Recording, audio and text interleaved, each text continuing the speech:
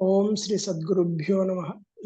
ఈరోజు 27వ తారీఖు గురువారము, జూలై నెల 2023వ సంవత్సరం. రమణ భాషణములు అనే గ్రంథాన్ని శ్రీ లక్ష్మీ మేడం గారు చదివి వినిపిస్తూ వివరిస్తారు. ప్రశ్న 98వది. ఓకే.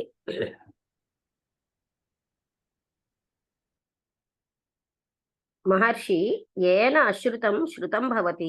ఛాందోగ్యోపనిషత్.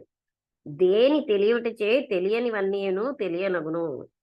భగవాన్ పరిచారకుడు మాధవ స్వామి చాందోగ్యములోని మహావాక్యము తత్వమసిని బోధించుటకు 9 ఉన్నాయి అయిపోయా అని అడిగారు కదా. 98 అంటే 9 విధాలు ఉన్నాయా అంటే ఆయన అవి చెప్పారు. 9 విధాలు. తర్వాత 99వ ప్రశ్నే మనం చదవాలి. ఇది చదివినట్టు లేదని అనిపించింది, చదివాం. అంటే అందులో ఏం చెప్తున్నారంటే 99 నిద్ర ఉదాహరణగా చెప్పి ఉద్దాలకులు సర్వము సత్తు నుండియే వెలువడుతుందని వివరించారు. దేహము అన్నం తింటుంది, అన్నానికి నీరు కావాలి. అన్నం జీర్ణం కావటానికి ఆ నీటికి ఉష్ణత అవసరం. తేజో మూలమన్విచ్ఛ, అది సత్ పరస్యాం దేవతాయాం. సత్తులో కలిసినది. మనం సత్ సంపన్నులమైతే, సత్తుతో కూడి ఉంటే మన అది ఎలా తెలియరాదు అని ప్రశ్న. ఇంకొకసారి చదువుతానండి మీకు అర్థం అవడానికి. ఇవన్నీ ఎగిరిపోతూ ఉన్నాయి, ఎక్కడ చిరిగిపోయింది. నిద్ర ఉదాహరణగా చెప్పి ఉద్దాలకుడు సర్వము సత్తు నుండియే వెలువడుతుందని వివరించారు. దేహం అన్నం తింటుంది, అన్నానికి నీరు కావాలి. అన్నం జీర్ణం కావడానికి ఆ నీటికి ఉష్ణం అవసరం. తేజోమూలం అన్విచ్ఛ, అది సత్ పరస్యాం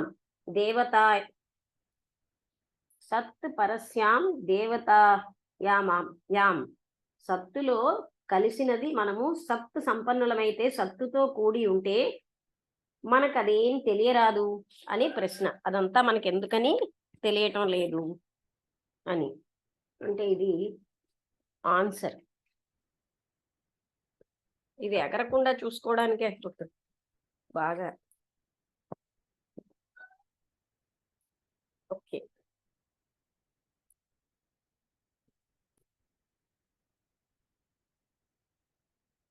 అప్పుడు వేర్వేరు పూల నుండి మహర్షి వేర్వేరు పూల నుండి కూర్చిన తేనె పెరలో అనేక భాగం పేరుతుంది. దానిలోని ఏ తేనె చుక్కైనా తానెక్కడి నుండియో సూచించదు. సత్తు సంపన్నులు అట్లే గాఢ నిద్రలో, పెద్ద నిద్రలో వారి వారి వ్యక్తిత్వాలు గుర్తించలేరు. మేల్కొన్న పిదప వారి వారి తొలి వ్యక్తిత్వాన్ని తిరిగి పుంజుకుంటారు. పృచ్ఛకుడు పెరలోని మధుబిందువులకు విశిష్ట చిహ్నాలు లేవు, నిజమే. కానీ వానికి వేర్వేరు అవయవాలు లేవు. అవి తిరిగి తన మూలాన్ని చేరవు. వ్యక్తులో గాఢ నిద్ర ఉండి ఆ వ్యక్తులుగానే మేలుకుంటారు. దీనికేమంటారు? మహర్షి నదులు సముద్రమును చేరి తమ వ్యక్తిత్వాన్ని కోల్పోతాయి. కానీ వాని నీరు ఆవిరి అయి వర్షమై గిరులపై కురిసి ఏరులై సముద్రమునే చేరుతుంది. అట్లే వ్యక్తులు నిద్రలో తమ వ్యక్తిత్వమును కోల్పోతారు. కానీ తమకు తెలియకున్నా వారి వారి పూర్వవాసనలకు అనురూపంగా వ్యక్తులుగానే మరలి వస్తారు. ఆ విధంగా మృతిలో కూడా సత్ నష్టం కాదు. పృచ్ఛకుడు అదెట్లు సాధ్యము? చెట్టును చూడు, కొమ్మలను కొట్టివేసినా తిరిగి ఎదుగుతుంది. కూకటి వేరు చెడనంత కాలము అది పెరుగుతూనే ఉంటుంది. ఆ విధంగానే సంస్కారాలు వ్యక్తి చనిపోయేటప్పుడు హృదయంలో లయమవుతాయి. అవి నష్టము కావు. సరి అయిన కాలానికి అవి హృదయం నుండి తిరిగి మొలకెత్తుతవి. జీవుని పునర్జన్మ రీతి ఇది. హృదయంలో అడిగి ఉన్న సూక్ష్మ సంస్కారములేమి? దాని నుండి ఇంతటి విశాల విశ్వం విస్తరిల్లుటేమి? అల్పాల్ప బీజము నుండి అత్యున్నతమైన మర్రి చెట్టు ఎదిగిరాదా? అట్లే వివిధ నామరూపాలతోడి విస్తృత విశ్వం హృదయం నుండి ప్రస్తరిస్తుంది. అంటే మహర్షి అయిపోయింది. పృచ్ఛకుడు సత్ మూలమైతే అది ఇంద్రియగోచరం ఎలా కాదు? మహర్షి ఉండలుగా ఉన్న ఉప్పు కనిపిస్తుంది. ఏదైనా ద్రావకంలోనైతే కంటికి తెలియదు. రుచి చేతనే గాని అట్లే సత్తును బుద్ధి చేత గ్రహించ వీలు కాదు, ఆధ్యాత్మికంగా అనుభవించవలనే గాని. పృచ్ఛకుడు ఎట్లు? మహర్షి దొంగలొకని కళ్లకు గంత కట్టి అడవిలో త్రోసి వెళ్ళితే వాడు ఇంటి దారి విచారిస్తూ వెతుకుతూ తన ఇల్లు చేరినట్లు అజ్ఞాని తనంతగా అంధులు కాని వారిని అడిగి తెలుసుకుంటూ ఆత్మమూలం తిరిగి చేరుకుంటాడు. ఆ మీద గురూపదేశం వాంగ్ మనసి సంపద్యతే మనః ప్రాణాత్ తేజసి తేజ పరస్యాం దేవతాయాం ఇది. పృచ్ఛకుడు జ్ఞాని అజ్ఞాని ఇరువురు ఒకలాగే మరణిస్తారు. అయితే అజ్ఞానికి పునర్జన్మ, జ్ఞానికది లేకపోవటేలా? మహర్షి తప్త అయహ పిండము ఎర్రగా కాలిన ఇనుపగుండు నిర్దోషిని సత్యాభినందుని బాధింపక తస్కరునే బాధింప రీతిగానే జ్ఞాని సద్బ్రహ్మ సంధుడు సత్తులో తెలిసియే ప్రవేశించి లయమవుతాడు. అజ్ఞాని తనను తెలియక ప్రవేశిస్తాడు, తెలియకే నిష్క్రమిస్తాడు. తప్త ఆయు పిండము ఎర్రగా కాలిన అనుపగుండు నిర్దోషిని సత్యాభిసంధుని బాధింపక తస్కరునే బాధించు రీతిగానే జ్ఞాని సద్బ్రహ్మ సత్యాభిసంధుడు సత్తులో తెలిసియే ప్రవేశించి లయమవుతాడు. అజ్ఞాని తనకు తెలియక ప్రవేశిస్తాడు, తెలియకే నిష్క్రమిస్తాడు. ఇది ఒక ప్రశ్న, దాని డిస్కషన్ అండి. తర్వాత నెక్స్ట్ క్వశ్చన్. స్వామి యోగానందులు నలుగురు పరిచారకులతో ప్రొద్దున్న 8:45 గంటలకి వచ్చి చేరారు. దీర్ఘకాయుడు, సౌమ్యుడు, సంస్కారం కలవాడు. నల్లని పొడవైన జుట్టు భుజాల క్రిందికి జారుతున్నది. ఆశ్రమంలోనే వారి భోజనాదులైనవి. ఆయన కార్యదర్శి సిఆర్ రైట్ అడిగినారు, దైవానుభూతి నాకెట్లు కలుగును? దైవ ప్రమాణం ఇంతని తెలియరాదు. పైపెచ్చు అతడు మనలో వాడు కాడు, బాహ్యస్థితుడు. ఆత్మ ఉంటేనే నీతోనే సదా ఉంటుంది. అది నీవే. అంత దగ్గర దాన్ని వదిలి దవ్వైన దానికై ప్రాకులాటేందుకు? దైవ ప్రమాణం ఇంత అని తెలియరాదు. పైపెచ్చు అతడు మనలో వాడు కాదు, బాహ్యస్థితుడు. ఆత్మ అంటేనే నీతోనే సదా ఉంటుంది. అది నీవే. అంత దగ్గర దాన్ని వదిలి దవ్వైన అంటే దూరమైన దానికే ప్రాకులాటేందుకు? ఆత్మ అంటే ఏమి? మహర్షి ఆత్మ అందరూ ఎరిగినదే కానీ స్పష్టంగా మాత్రం కాదు. నీవెప్పుడు ఉన్నావు, ఆ ఉన్నదే ఆత్మ. అహమస్మి, అది దైవం పేరు.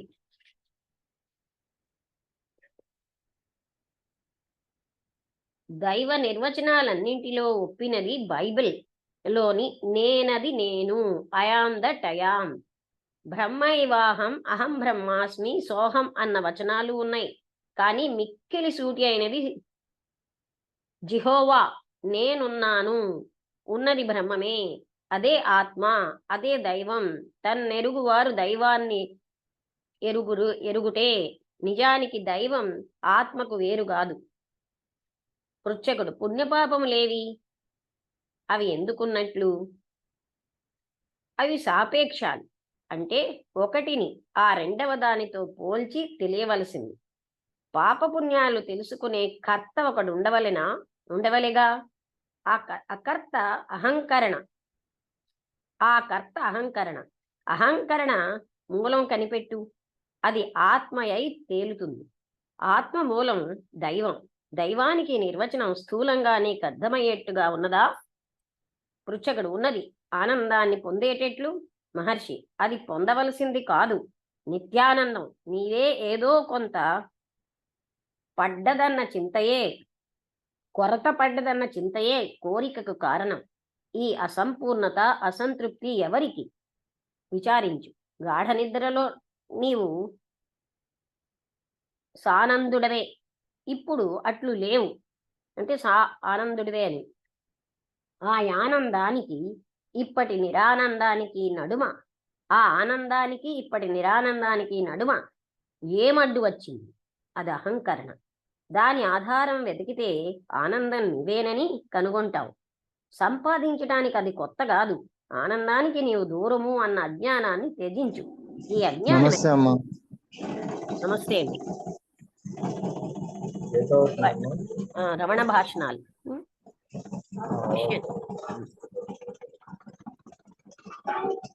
సంపాదించటానికి అది కొత్త కాదు. ఆనందానికి నీవు దూరమన్న అజ్ఞానాన్ని త్యజించు. ఈ అజ్ఞానం ఎవరికి? అహంకరణ. దాని మూలము అన్వేషించు. అప్పుడు అహంకరణ అదృశ్యమై ఆనందం మిగులుతుంది. ఆనందము నిత్యం, ఇప్పుడు ఎప్పుడు అది నీవే. సకల సందేహాలు తీర్చే కీలకం ఇదే. సంశయాలు మనస్సులో జనిస్తవి. మనస్సు అహంకరణలో, అహంకరణ ఆత్మలో పుట్టుతవి. అహంకరణ జాడపట్టి దాని ఆదికి వెళ్ళు. ఆత్మ సాక్షాత్కరిస్తుంది. సర్వశేషే అనే ఆత్మ విస్తరణమే జగత్తు. అది ఆత్మక అభిన్నము. పృచ్ఛకుడు అత్యుత్తమ జీవనమెట్లు? అప్పుడు మహర్షి చెప్తున్నారు,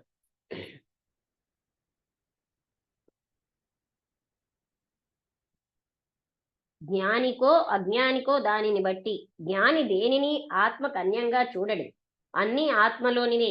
ఈ జగత్తు నిజమని, దానిలో ఒక శరీరం ఉన్నదని, అందు నీవు నివసిస్తున్నావని, ఈ ఊహలన్నీ పొల్లులే. సత్య ఎరిగిన పిదప సృష్టి దానికి అవ్వలిదే. సర్వము ఆత్మలోనివే అని స్పష్టమవుతుంది. సృష్టి దానికి అవ్వలిదే, సర్వము ఆత్మలోనివే అని స్పష్టమవుతుంది. దృష్టి భేదం వల్ల విషయ భేదం. చూపు కంటి నుంచి కంటికి ఒక స్థానం ఉండవలే. చర్మచక్షువులతో చూస్తే దృశ్యాలు స్థూలంగానే ఉంటవి. సూక్ష్మచక్షువులతో అంటే మనస్సుతోనైతే ఒరులు సూక్ష్ములుగానే గోచరిస్తారు. ఆత్మ ఏకన్నైనప్పుడు ఆత్మ అనంతం గనుక, ఆత్మయే కన్నైనప్పుడు అంటే కన్ను. ఆత్మ అనంతం గనక కన్ను అంటే కన్ను చూపు అనంతమే. ఆత్మకు భిన్నంగా చూచుటకేమీ ఉండదు. ఆయన మహర్షి కృతజ్ఞత తెలిపినారు. అత్యుత్తమమైన కృతజ్ఞత ఆత్మగా నుండుటే అన్నారు మహర్షి. చూసారా?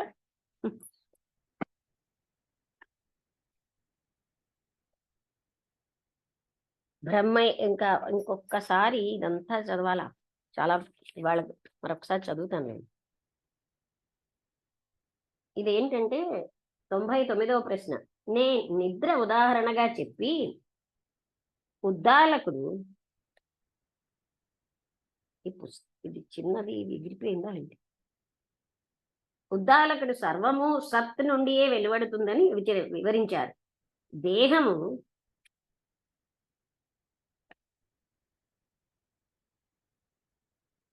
దేహం అన్నం తింటుంది. అన్నానికి నీరు కావాలి. అన్నం జీర్ణం కావటానికి ఆ నీటికి ఉష్ణత అవసరం. తేజోమూలం అన్విచ్ఛ, అది సత్ పరస్యాం దేవతాయా అంటే సత్ పరస్యాం దేవతాయాం. సత్తులో కలిసినది. మనము సత్ సంపన్నులమైతే, సత్తుతో కూడి ఉంటే మనకు అది ఎలా తెలియరాదు అని ప్రశ్న. అంటే దానికి జవాబుగా మహర్షి ఇంకా నిర్వచనాలన్నిట్లో ఇంకా పేపర్ ఎక్కడికి వెళ్ళింది. ఓకే, అంటే మహర్షి వేర్వేరు పూల నుండి కూర్చిన తేనె పెరలో అంటే తేనె పట్టులో అధిక భాగం పేరుతుంది. దానిలోని తేనె చుక్కైనా తానెక్కడ నుండియో సూచించదు.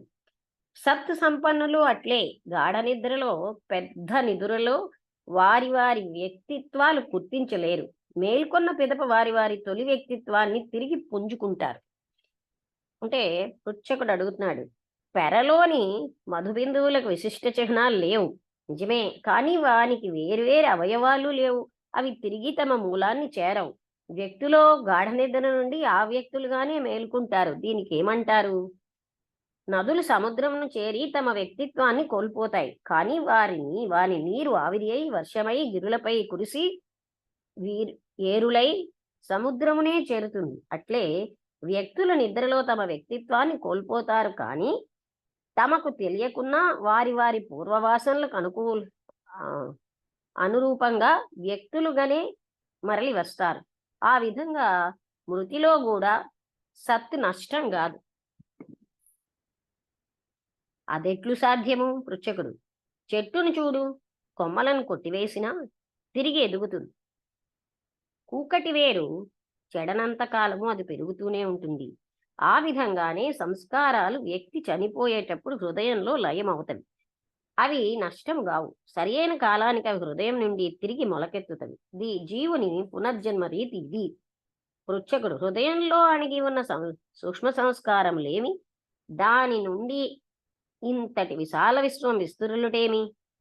అల్పాల్ప బీజము నుండి అత్యున్నతమైన మర్రి చెట్టు ఎదిగిరాదా? అట్లే వివిధ నామరూపములతోడి విస్తృత విశ్వం హృదయం నుండి ప్రసరిస్తుంది. సత్తు మూలమైతే అది ఇంద్రియ గోచరం ఎలా కాదు? ఉండలుగా ఉన్న ఉప్పు కనిపిస్తుంది. ఏదైనా ద్రావకంలోనైతే కంటికి తెలియదు. రుచి చేతనే గాని అట్లే సత్తును బుద్ధి చేత గ్రహించే వీలు కాదు. ఆధ్యాత్మికంగా అనుభవించవలనే గాని. అప్పుడు పృచ్ఛకుడు: ఎట్లు? దొంగలొకని కళ్లకు గంత కట్టి అడవిలో త్రోసి వెళ్లితే వాడు ఇంటిదారి విచారిస్తూ వెతుకుతూ తన ఇల్లు చేరినట్లు అజ్ఞాని తనంతగా అంధులు కాని వారిని అడిగి తెలుసుకుంటూ ఆత్మమూలం తిరిగి చేరుకుంటాడు. ఆ మీద గురూపదేశం వాంగ్ మనసి సంపద్యతే మనః ప్రాణ తేజసి తేజ పరస్యాం దేవతాయాం ఇది. పృచ్ఛకుడు: జ్ఞాని అజ్ఞాని ఇరువురు ఒకలాగే మరణిస్తారు. అయితే అజ్ఞానికి పునర్జన్మ, జ్ఞానికది లేకపోతేలా? మహర్షి: తప్త అయః పిండము, ఎర్రగా కాలిన ఇనపగుండు నిర్దోషిని సత్యాభిసంధుని బాధింపక తస్కరునే బాధించు రీతిగానే జ్ఞాని సద్బ్రహ్మ సత్యాభిసంధుడు సత్తులో తెలిసే ప్రవేశించి లయమవుతాడు. అజ్ఞాని తనకు తెలియక ప్రవేశిస్తాడు, తెలియకే నిష్క్రమిస్తాడు. ఇక్కడికి ఈ క్వశ్చన్ అయింది. స్వామి యోగానందులు 4 పరిచారకులతో ప్రొద్దున్న 8:45 నిమిషాలకు వచ్చి చేరారు. దీర్ఘకాయుడు, సౌమ్యుడు, సంస్కారం కలవాడు. నల్లని పొడవైన జుట్టు భుజాల క్రిందికి జారుతున్నది. ఆశ్రమంలోనే వారి భోజనాదులైనవి. ఆయన కార్యదర్శి సిఆర్ రైట్ అడిగినారు: దైవానుభూతి నాకెట్లు కలుగును? దైవ ప్రమాణం ఇంత అని తెలియరాదు. పైపెచ్చు అతడు మనలో వాడు కాడు, బాహ్యస్థితుడు. ఆత్మ అంటేనే నీతోనే సదా ఉంటుంది. అది నీవే. అంత దగ్గర దాన్ని వదిలి దవ్వైన దానికే ప్రాకులాటెందుకు? ఆత్మ అంటే ఏమి? ఆత్మ అందరూ ఎరిగినదే, కానీ స్పష్టంగా మాత్రం కాదు. నీవెప్పుడు ఉన్నావు, ఆ ఉన్నదే ఆత్మ. అహమస్మి, అది దైవం పేరు. దైవ నిర్వచనాలన్నిట్లో ఒప్పినది బైబిల్లోని నేనది నేను, ఐఆమ్ దట్ ఐఆమ్, బ్రహ్మైవాహం, అహం బ్రహ్మాస్మి, సోహం అన్న వచనాలు ఉన్నాయి. కానీ మిక్కిలి సూటి అయినది జిహోవా, నేనున్నాను, ఉన్నది బ్రహ్మమే, అదే ఆత్మ, అదే దైవం. తన్నెరుగుట దైవాన్నే ఎరుగుటయే. నిజానికి దైవం ఆత్మకు వేరు కాదు. పుణ్యపాపములేమి? అవి ఎందుకున్నట్లు? అవి సాపేక్షాలు. అంటే ఒకటిని ఆ రెండవ దానితో పోల్చి తెలియవలసింది. పాపపుణ్యాలు తెలుసుకునే కర్త ఒకడు ఉండవలెగా. ఆ కర్త అహంకరణ మూలం కనిపెట్టు, అది ఆత్మయై తేలుతుంది. ఆత్మ మూలం దైవం. దైవానికి ఈ నిర్వచనం స్థూలంగా నీకర్థమయ్యేట్టుగా ఉన్నదా? ఉన్నది. ఆనందాన్ని పొందేటట్లు? పృచ్ఛకుడు: మహర్షి, అది పొందవలసింది కాదు, నిత్యానందం. నీవే. ఏదో కొరత పడ్డదన్న చింతయే కోరికకు కారణం. ఈ అసంపూర్ణత, అసంతృప్తి ఎవరికి? విచారించు. గాఢ నిద్రలో నీవు సానందుడవే. ఇప్పుడు అట్లు లేవు. ఆ ఆనందానికి ఇప్పటి నిరానందానికి నడుమ ఏమడ్డు వచ్చింది? అది అహంకరణ. దాని ఆధారం వెతికితే ఆనందం నీవేనని కనుగొంటావు. సంపాదించటానికి అది కొత్త కాదు. ఆనందానికి నీవు దూరము అన్న అజ్ఞానాన్ని త్యజించు. ఆ అజ్ఞానం ఎవరికి? అహంకరణకు. అహంకరణకు దాని మూలం అన్వేషించు. అప్పుడు అహంకరణ అదృశ్యమై ఆనందం మిగులుతుంది. ఆనందం నిత్యం, ఇప్పుడు ఎప్పుడూ అది నీవే. సకల సందేహాలు తీర్చే కీలకమిదే. సంశయాలు మనస్సులో జనిస్తవి. మనస్సు అహంకరణలో, అహంకరణ ఆత్మలో పుట్టుతవి. అహంకరణ జాడ పట్టి దాని ఆదికి వెళ్ళు. ఆత్మ సాక్షాత్కరిస్తుంది. సర్వశేషి అదే. ఆత్మ విస్తరణయే జగత్తు. అది ఆత్మకు అభిన్నం. పృచ్ఛకుడు అత్యుత్తమ జీవనమెట్లు అని అడిగాడు.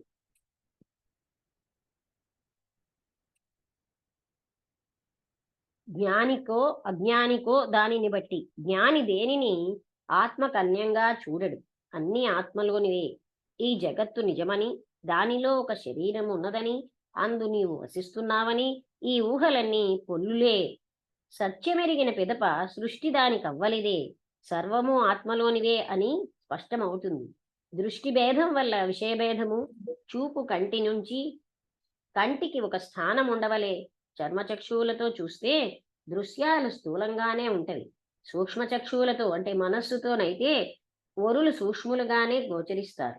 ఆత్మయే కన్నైనప్పుడు ఆత్మ అనంతం గనుక కన్ను అనంతమే. ఆత్మకు భిన్నంగా చూచుటకేమీ ఉండదు. ఆయన మహర్షి కృతజ్ఞత తెలిపినారు. అత్యుత్తమైన కృతజ్ఞత ఆత్మగా నుండుటే అన్నారు మహర్షి. అర్థమైందా?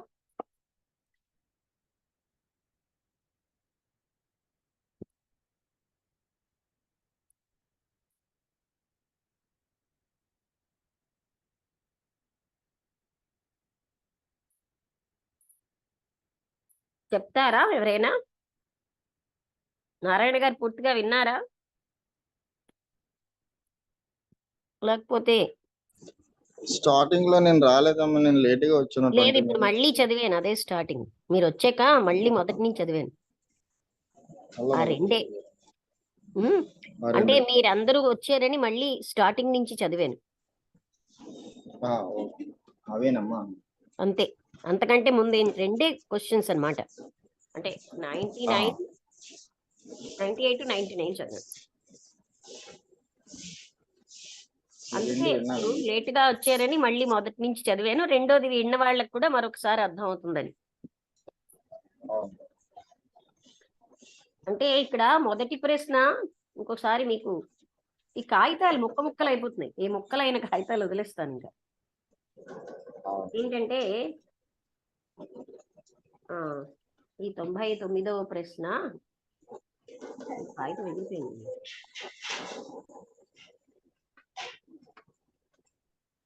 నిద్ర ఉదాహరణగా చెప్పి ఉద్దాలకులు సర్వము దేహము అన్నం తింటుంది. ఆ మొక్క ఎక్కడికో ఎగిరిపోయింది. చిన్న చిన్న ఎస్ దొరికింది. ఓకే, ఈ పుస్తకం చాలా ముక్కలుగా ఉంది. సత్తు నుండియే వెలువడుతుందని, ఉద్దాలకుడు సర్వము సత్తు నుండియే వెలువడుతుందని వివరించారు. దేహం అన్నం తింటుంది. అన్నానికి నీరు కావాలి. అన్నం జీర్ణం కావడానికి ఆ నీటికి ఏం కావాలి అంటే నీటికి ఉష్ణత అవసరం. తేజోమయములు అన్విచ్ఛ. అది సత్ పరస్యాం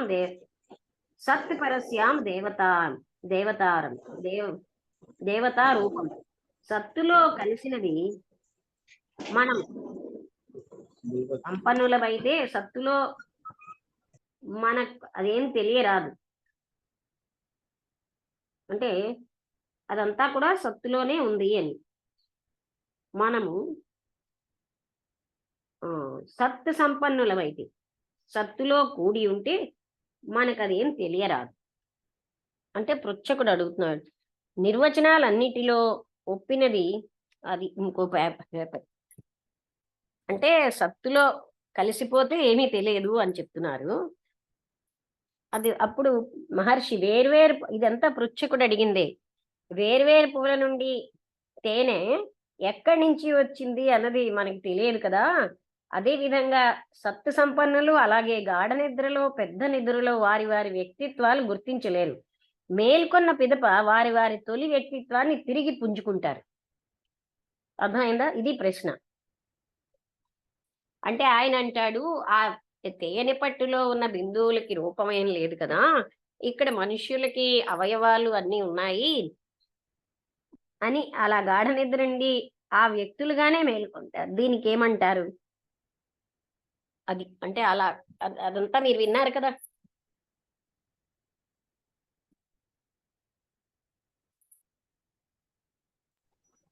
ఓకేనమ్మా, అర్థమైంది, విన్నానమ్మా. అదేనమ్మా, అంటే మనకి ఈ అవస్థాత్రయంలో మనకి ఈ గాఢ నిద్రలో అక్కడ మహర్షి చెప్పినటువంటిది ఏంటంటే, గాఢ నిద్రలో మనం ఎంత మర్చిపోతామమ్మా అంట ఆ సుషుప్తిలో.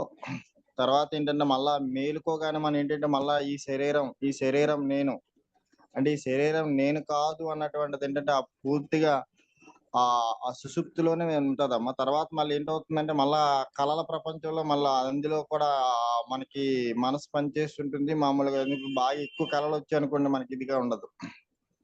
అలాగే ఇక్కడ మహర్షి ఏం చేద్దాం అంటే అంత సత్త నుంచి వచ్చినటువంటి అంటే సత్తు అసత్తు అంటే అంత పదార్థమే ఎలాగైతే ఉంటుందో దానికి ఎగ్జాంపుల్ గా మహర్షి ఏం చెప్పారంటే, పూర్తిగా ఆ చెట్టుని నరికితే మళ్ళీ ఏదైతే చిగురిస్తుంటుందో మళ్ళీ ఏంటవుతుందంటే మేలుకోగానే మళ్ళీ ఈ జీవుడు ఏం చేస్తాడంటే మళ్ళీ అందులోంచి ఏ లక్షణాలతో అయితే ఉన్నాడో, ఎలా అయితే ఉన్నాడో తన స్వభావాలను కూడా అది అదే కాదు. రకంగా అలా అంటే అతను ఏం చెప్పారంటే, ఈ విధంగా మృతిలో కూడా సత్తు నష్టం కాదన్నారు.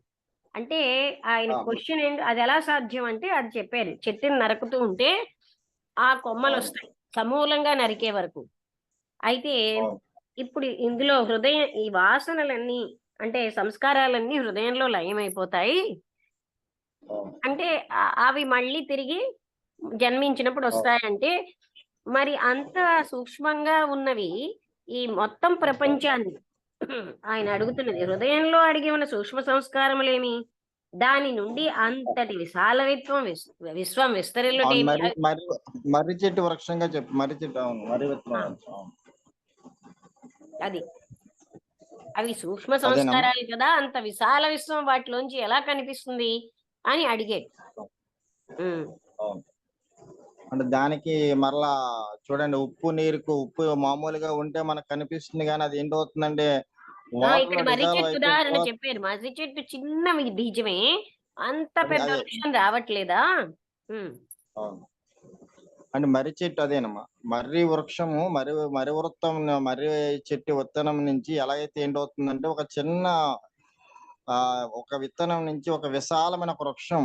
అందుకే మనకి అష్టావకర గీతలో కూడా ఏమంటాడంటే, విషయాలనేవి విషం కంటే భయంకరమైనటువంటి అని చెప్తారు. ఎందుకంటే విషం అనేది మనిషిని జీవిని అంటే ఆ జన్మకి చంపితే, విషయ వాసనలు ఏం చేస్తాయంటే జన్మ జన్మలకి చంపుతూనే ఉంటారు. అలాగే మనకి ఏకనాథ భాగవతంలో కూడా అంటే చాలా క్లారిటీగా ఉద్ధవుడికి పరమాత్మ చెప్తాడు, ఉద్ధవ పూర్వజన్మ సంస్కారాలు ఏవైతే ఉన్నాయో నువ్వు మళ్ళీ అదే సంస్కారాలతో మళ్ళా నా తర్వాత నువ్వు జన్మ తీసుకున్నప్పుడు మళ్ళీ అదే సంస్కారాలతో ఉంటావు.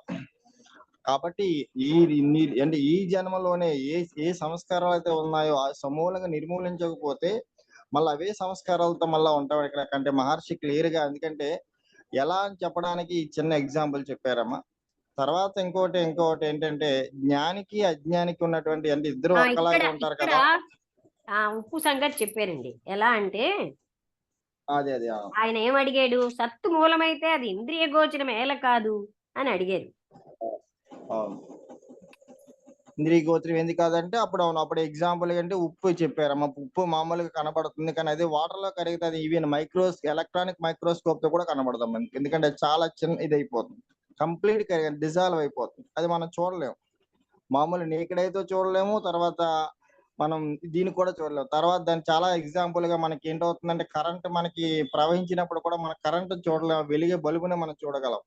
అలాగే ఇంకోటి ఇక్కడ ఏం చెప్పారంటే, అదంతా అనుభవైక వేద్యం అని చెప్పారు. అదంతా ఏంటంటే అది అనుభూతి చెందేయాలి తప్ప ఇది అని అది అని అంటే అది ఎవరి అనుభూతి వాళ్ళది తప్ప.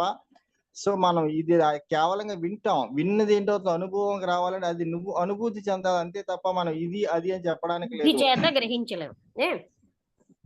అది గ్రహించలేం. అవును. అది కాదు, ఎందుకంటే అది చాలా సార్లు మనం చెప్పుకున్నాం, అది చాలా క్లియర్ గా చెప్పారు. ఎందుకంటే అది మనం మాటలతో చెప్పినటువంటిది కాదు, ఆ మాటలతో చెప్పడం కాబట్టి అందుకే మనకి మౌన వ్యాఖ్య పరబ్రహ్మ ప్రకట తత్వం అని చెప్పి మనం చాలా సందర్భాల్లో చెప్పాం. కాబట్టి మనం మనసుతో చూసి లేకపోతే చర్మచక్షులతో చూసి ఇది అది అని మనం చెప్పలేం. ఆ తర్వాత రెండో క్వశ్చన్ మంచి క్వశ్చన్ అడిగారమ్మా, ఏంటంటే జ్ఞానికి అజ్ఞానికి ఉన్నటువంటి భేదభావం ఏంటంటే. సో ఎందుకంటే జ్ఞాని మనలాగే ఉంటాడు, తింటాడు, మనలాగే అన్ని కూడా మనలాగే చేస్తాడమ్మా. అయితే ప్రధానంగా మనం తెలుసుకోవాల్సింది ఏంటంటే జ్ఞాని దేనితో కూడా సంగత్వం అనేది ఉండదమ్మా. జ్ఞానికి దేని చూసినా మనం ఏంటంటే దేని విన్నా దేని చూసినా ప్రతి దాంతో సంగత్వం పెట్టేసుకుంటాం. కానీ జ్ఞానికి ఏంటంటే క్షణకాలంలో, ఎందుకంటే రమణ మహర్షి చిన్నప్పుడు కూడా ఏంటంటే మాస్టర్ గారు ఏదైనా చిన్న వయసులో కూడా అనుకున్న గొప్ప లక్షణం ఏంటంటే ఆ క్షణంలో మాస్టర్ గారు చెప్పినటువంటి పాఠం విని వెంటనే చెప్పేసి మళ్ళా ఆ క్లాస్ లో గదిలోంచి బయటికి రాగానే అదేంటో ఆయనకు తెలియదు అంతే. అండ్ ఇక్కడ మనకు పెద్ద ప్రాబ్లం మనకి ఎక్కడ వస్తుందంటే మనం ఏంటంటే మన విన్నవి మన చూసినవి అన్ని ఏం చేస్తామంటే దాన్ని బాగా గుర్తు పెట్టుకుని దాన్ని నెమరు వేసుకుని ఇంకేదో చేస్తాం. కానీ నిజంగా చెప్పాలంటే ఏంటవుతుందంటే అందుకే కృష్ణమూర్తి గారు క్షణక్షణం మరణించడం అంటాం. అదేం చేస్తాం అలా గుర్తు పెట్టుకుంటాం మనం. అలా కాకుండా మనకి ఇక్కడ జ్ఞానికి ఏం ఉండదమ్మా, దేంతోనూ కూడా సంగత్వం పెట్టుకోవడం. మనకి చూడండి గాలి వీచినప్పుడు ఏంటవుతుంది సరే అండి, గాలి దేంతో కూడా ప్రశ్న ఏంటంటే జ్ఞాని అజ్ఞాని ఇరువురు ఒకలాగే మరణిస్తారు కదా, అయితే జ్ఞానికి పునర్జన్మ జ్ఞానికి అజ్ఞానికి పునర్జన్మ, జ్ఞానికి అది లేకపోవడం ఎలాగా అని ప్రశ్న. అదే అవును, అదేనమ్మా. జ్ఞానికి ఉన్నటువంటిది ఏంటంటే వేయించినటువంటి విత్తనం ఎలాగైతే మరలా మొక్క వచ్చే అవకాశం లేదో, జ్ఞానికి అలా వేయించిన విత్తనం లాంటి వాడు అనమాట. ఎందుకంటే అక్కడ అన్ని సంస్కారాలు కానీ లేకపోతే అన్ని వాసనలు కానీ ఏ విధమైనటువంటి వాసనలు ఉండవు. ఏదైతే కర్మ అయితే అంటే లా కర్మ ప్రకారం ఏదైతే ఉందో ప్రారంభ కర్మలో అది ఉండొచ్చు, ఉండకపోవచ్చు, లేకపోతే తెచ్చుకునేది అనిపిస్తుంది అంతే తప్ప దేంతో కూడా సంగతి అంటే కష్టం ఇప్పుడు మళ్ళీ అంటే కష్టం ఒకవేళ చూడండి మహాత్ములు కూడా ఒక్కోసారి దేనికైనా ఏం చేస్తారంటే ఏదైనా ఇప్పుడు వాళ్ళు ఏదో స్పందించవచ్చు, లేకపోతే కన్నీరు కార్చొచ్చు, లేకపోతే ఇంకేదైనా చేయొచ్చు, కానీ దేంతో సంగతి ఉండదమ్మా. సో అంటే జ్ఞానికి అజ్ఞానికి ఉన్నటువంటి ప్రధానమైనటువంటి తేడా ఏంటంటే సంగత్వమే. ఆ ఇంకోటి ఏంటంటే ప్రతి క్షణం కూడా వాళ్ళు ఇరుకులో ఉంటారు. ఇక్కడ మామూలుగా మనం ఏం చేస్తామంటే ఏ క్షణంలో కూడా ఇరుకులో ఉండవమ్మ. ఇంకోటి అంటే ఆత్మస్థితి నిరంతరం జ్ఞాని ఆత్మస్థితిలో ఉంటాడమ్మా. ఇక్కడ అజ్ఞాని ఆత్మస్థితి అనేది అందుకే ఆత్మస్థితిలో ఉన్నాడు. అందుకే ఏం చేస్తాడు రమణ మహర్షి స్టేట్మెంట్ ఇస్తారమ్మా, నువ్వు పుట్టినట్టు నీ తల్లిని నువ్వు చంపేసావు అంటాడు. ఏంటంటే నువ్వు పుట్టినప్పుడు ఏం చేస్తున్నావు, ఈ ప్రపంచానికి దాసోహం అయిపోయింది తప్ప నీ ఆత్మస్థితి ఏంటో నువ్వు మర్చిపోయావు. అలా మర్చిపోయి ఏం చేస్తుంది, ఈ ప్రపంచంలో కొట్టుకొని ఈ ప్రపంచంలో ఇదైపోతున్నావు తప్ప నువ్వు కూడా అఖండాత్మ అనేటువంటి సంగతి మనం మర్చిపోతున్నాం అమ్మ. దాని ఇక్కడ మహర్షి అంటే జ్ఞానికి అజ్ఞానికి ఉన్నటువంటి ప్రధాన కారణం అన్ని మనలాగా చేసినప్పటికి కూడా ఇప్పుడు ఏంటవుతుందంటే జ్ఞాని ఇప్పుడు ఇరుకులో ఉండడం, నిజమైనటువంటి ఆత్మస్థితిలో ఉండడం జ్ఞాన లక్షణం అయితే, అజ్ఞాన లక్షణం ఏంటంటే ఇది. అందువల్ల ఏంటవుతుందంటే జ్ఞానికి పునర్జన్మ ఉండదు. అందుకే పరమాత్మ గీతలో కూడా నహి జ్ఞానైన సదృశ్యం అన్నారు. అంటే జ్ఞానితో సమానమైనటువంటిది ఎవరు లేరు, జ్ఞానికి నాకు భేదం లేదని కూడా చెప్పారు. కాబట్టి అంటే మనకి వాళ్ళందరూ కూడా నాకలాగే ఉన్నారు, నాకలైతే అన్ని చేస్తున్నారు. ఇప్పుడు ఎందుకంటే మీరు పరిచయం 15-16 సంవత్సరాల్లో చూస్తున్నాం. ఇప్పుడు మాకు చాలా కోపాలు వస్తున్నాయి, తాపాలు వస్తున్నాయి, ఏదో అవుతుంది, కానీ మీకు ఎప్పుడు కోపం రావట్లేదు, ఇంకేది తావట్లేదు. ఎందుకు అది జరగట్లేదు అంటే మీరు దాంతో సంగతి మీకు లేదు. మాకేంటవుతుందండి కొన్ని విషయాలతో సంగతి పెట్టుకొని ఇంకేదో చేసి ఏదో చెంది కొంచెం అజ్ఞానం ఉండడం వల్ల ఏంటవుతుందంటే ఇది అవుతుంది. కాబట్టి జ్ఞానికి అజ్ఞానికి ఉన్నటువంటి ప్రధాన కారణం అలాగే అదేదేమమ్మా, దాన్ని మనం బాగా అందుకే రమణ మహర్షి ఒక స్టేట్మెంట్ ఇస్తారమ్మా, జ్ఞానే గుర్తుపెట్టగలరు. మనకి జ్ఞానం ఉన్నప్పుడు మాత్రం ఎదుటి వాళ్ళని జ్ఞానాన్ని గుర్తుపెట్టగలం తప్ప లేకపోతే వాళ్ళ యొక్క రూపం చూసో లేకపోతే బాహ్యని చూసి మనం ఎప్పుడు మన జ్ఞానం గుర్తుపట్టలేం. కాబట్టి జ్ఞానికి అజ్ఞానికి ఇంకోటి ఏంటంటే జ్ఞానులు కేవలం ఈ భూమి దేనికి ఉద్భవిస్తారంటే ఈ ఉన్నటువంటి ప్రజల్ని వాళ్ళకు కూడా ఆత్మస్వరూపులే, వాళ్ళని ఉద్ధరించడానికి జన్మలు తీసుకుంటారు తప్ప కేవలంగా వాళ్ళు ఏదో భూమి మీదకి వచ్చి